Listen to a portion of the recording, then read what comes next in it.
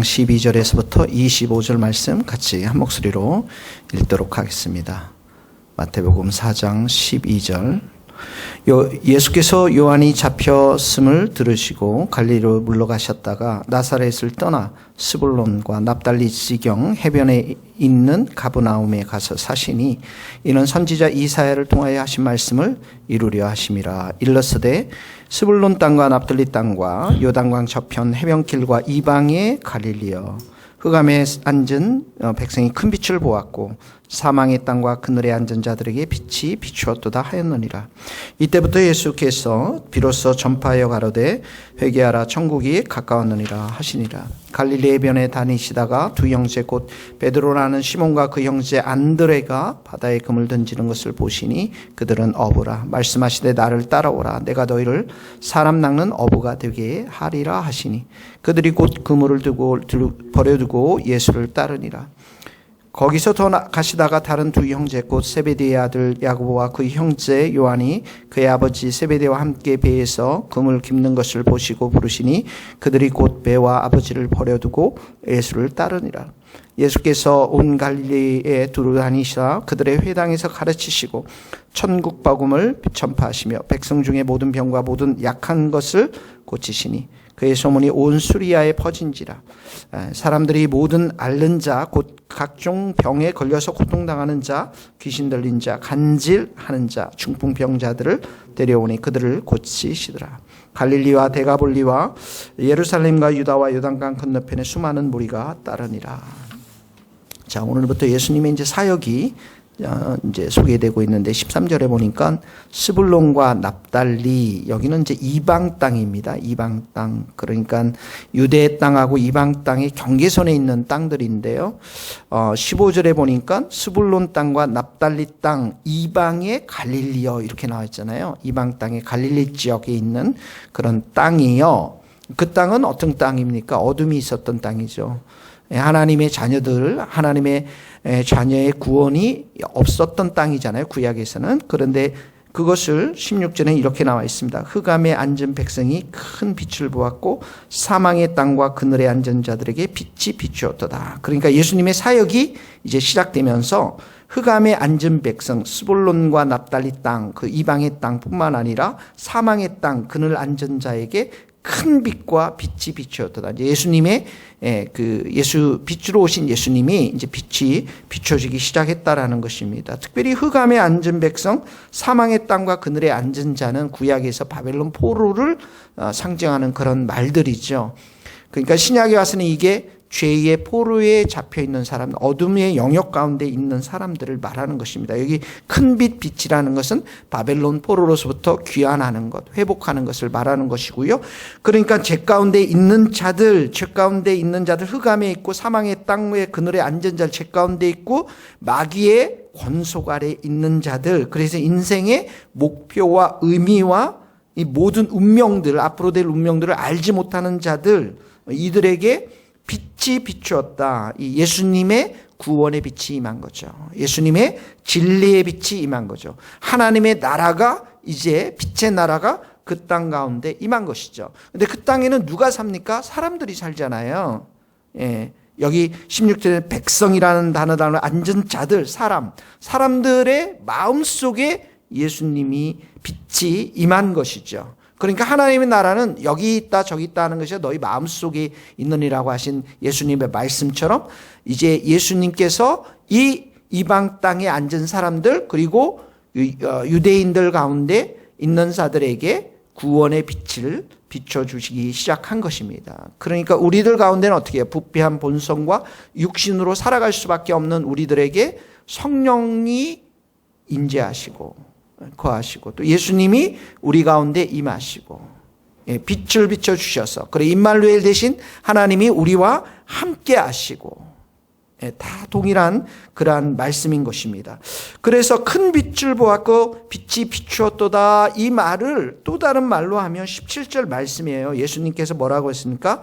회개하라 천국이 가까웠느니라. 그러니까 그 빛에 거하려면 제일 먼저 첫 번째 관문이 뭐냐면 회개하는 것이고요. 천국이 가까웠다라는 건 천국 하나님의 나라잖아요. 하나님의 나라는 하나님이 통치하고 예수님이 통치하시는 그런 나라니까, 그런 나라가 큰 빛이 임하려면 첫 번째로 해야 될 일들이 뭐라고요?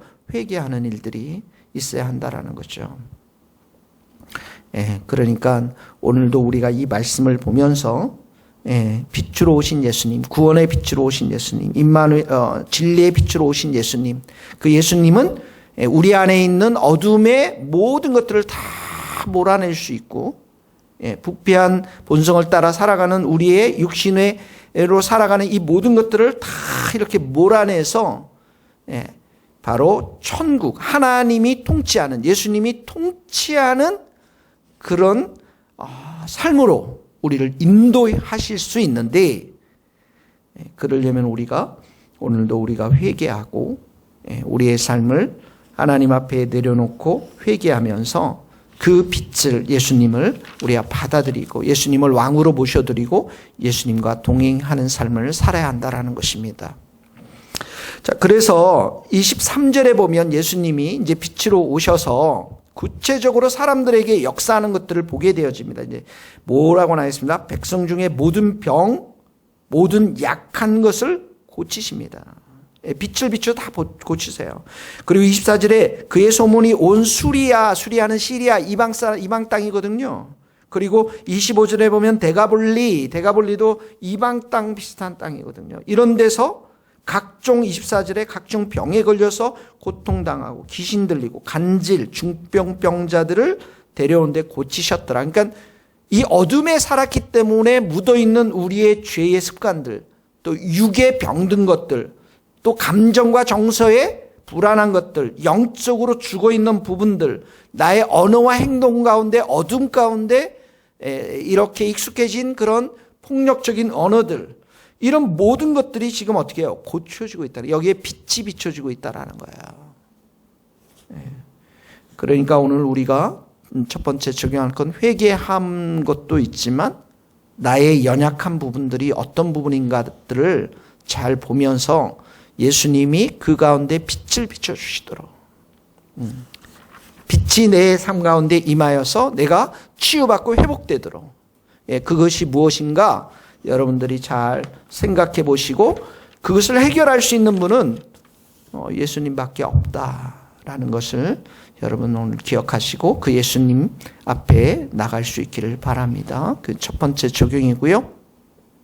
두 번째는 예수님이 이제 제자들을 부릅니다. 18절에 보면 시몬이 나오고요. 그 형제 안드레가 나옵니다. 직업이 어부죠. 21절에 보면 세베대의 아들 야고보와 그 형제 요한도 그물 깁는, 그 아버지 세베대와 함께 그물 깁는다 그러니까 아마 그런 어부 쪽의 일종의 그 일했던 자들인데, 참 이렇게 하나님께서, 예수님께서 사람들을 선택하는 것들을 이렇게 보시면 편견이 없으시고 제자로 삼는 것들을 보게 됩니다. 그래서 제자가 이렇게 제자의 어떤 조건이 있는 게 아니고요. 사회적 어떤 그 조건들이 붙어서 있는 게 아니라 정말 하나님 나라에서는 어부도 귀하고요. 농부도 귀하고, 물론 회사 다니시는 분도 귀하고, 모든 분들이 다 제자가 될 수 있는데 19절에 보니까 제일 먼저 제자의 그 첫 번째 댐댐이가 나오죠. 어떻게 제자가 됩니까? 나를 따라오라. 그 20절에 보니까 그물을 버려두고 예수를 따르니까, 이 그물이 뭡니까? 자기 일상의 삶 가운데 자기가 밥 먹고 살았던 그런 거잖아요. 이런 것들을 다 내려놓고 예수님을 따르고요. 22절에도 보니까 배와 아버지를 버려두고, 여러분들이 버려야 될 게 뭔지 잘 생각해 보세요. 여러분의 그물이 뭔지, 배는 뭔지, 아버지는 누구인지, 그걸 다 버려두고 예수님을 따르는. 그러니까 예수님의 제자가 된다라는 것은 첫 번째로 내가 이런 내 삶 속에서 일상의 것들, 꼭 필요한 것들, 내 삶 속에서 우선순위로 가지고 있었던 것들을 내려놓고 예수님을 먼저 따르는 것입니다. 팔로우가 되는 거예요. 그러니까 교회에서 리더가 되고, 회사도 마찬가지잖아요. 리더가 되기 위해서는 어떻게 해요? 지금 리더로 있는 사장님의 말을 잘 팔로우해야 되잖아요. 교회도 마찬가지입니다. 그래서 예수님을 잘 따라야 되고, 첫 번째는 예수님과 함께 관계를 맺고 예수님의 본을 따라서 우리가 살아야 되고, 예수님의 말씀을 따라 살아야 되고, 예수님의 섬김과 희생과 사랑을 따라서 우리가 살아가고, 이것이 이제 첫 번째로 제자의 모습이고, 예수님이 우리의 삶의 목표가 되는 것이죠. 그리고 나서 19절에 보면 두 번째는 뭡니까? 내가 너희를 사람 낚는 어부가 되게 하리라. 두 번째는 뭐예요? 사람 낚는 어부, 다른 사람들의 영혼을 구원하는 사명을 주시겠다라는 거예요. 이게 제자입니다. 예수님을 먼저 따라가고, 그리고 그렇게 예수님의 사랑과 예수님의 은혜를 충만히 경험한 자는 그 삶 속에서 다른 사람들을 섬기며 구원하는 사명들이 있다는 것입니다. 그래서 우리가 첫 번째로 진짜 예배자가 되고 예수님과 동행하는 삶을 산다라는 것은 예수님을 삶 속에서 우리가 따라가는 것을 말하는 것이고요. 그 삶의 본을 우리가 따라가는 것을 말하는 것이고, 그렇게 되면은 내가 너희를 사람을 낚는 어부가 되게 하리라. 제자를 삼고 다른 사람들을 섬기고 다른 사람들의 영혼의 거듭남을 위해서 우리의 삶을 헌신하는 것을 말하는 것입니다. 이것이 이제 제자의 삶인 것입니다. 그래서 교회는 25절 쭉 내려가면 뭐가 있습니까? 수많은 무리가 있습니다. 이 수많은 무리와 제자라는 단어는 복음서에서 완전히 구분되어져 있습니다. 이 수많은 무리들은 예수님의 십자가 앞에서 다 도망가지 않습니까? 제자들은 성령의 불 받고 끝까지 이제 주님의 사도들이 되었지만 말이죠. 그래서 우리가 진짜 교회는 제자를 삼는 일을, 우리 스스로가 제자가 되어야 되고 예수님을 따라야 되고요. 그리고 우리의 삶을 통해서 또 다른 사람들을 열매 맺는 제자에 삼는 일을 반드시 해야 하는 것입니다. 자, 두 번째 적용은 여러분 모두에게 예수님을 따라가는 제자, 내가 제자로서 어떻게 예수님을 따라갈 것인가, 내가 매일 말씀과 기도와 예배하는 삶들에 대해서 어떻게 충실하게 갈 것인가, 예수님의 사랑을 어떻게 내 삶 가운데 이렇게 담아낼 것인가, 그리고 내가 섬겨야 될 그 제자로 섬겨야 될 사람은 누구인가, 여러분 자신에게 질문해 보시고 나는 제자인가, 또 우리 교회는 진짜 제자를 삼는 교회인가, 한번 우리 돌이켜보면서 그런 제자가 되고 우리 교회가 제자 삼는 교회가 될 수 있기를 예수님의 이름으로 축복합니다. 기도하시겠습니다. 하나님 아버지, 오늘도 이 말씀을 통해서 어둠 가운데 찾아오신 빛으로 오신 예수님을, 또 질병과 고난 가운데, 질병과 죄 가운데 고통받을 수밖에 없는 우리들에게 빛으로 오신 예수님을 만나게 하시니, 배우게 하시니 감사합니다. 예수님께서 우리의 마음과 영혼과 우리의 육신과 우리의 연약함과 병든 부분에 안수하여 주시고 치유와 회복을 주시고 우리도 빛에 거하는 삶을 살아갈 수 있도록 은혜를 충만히 부어 주시옵소서. 우리가 예수님을 따르기를 원합니다. 주님께서 우리에게 성령의 불로 역사하여 주셔서 우리의 삶의 목표가 예수님이 되게 하시고 예수님을 사랑하며 예수님과 동행하며 예수님을 따라가며, 그리고 우리도 다른 사람들을 제자 삼는 그런 예수님의 진정한 제자가 될 수 있도록 은혜를 베풀어 주시옵소서.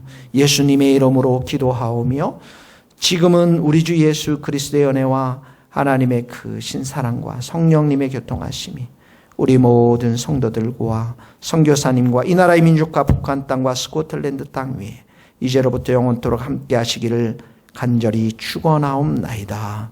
아멘.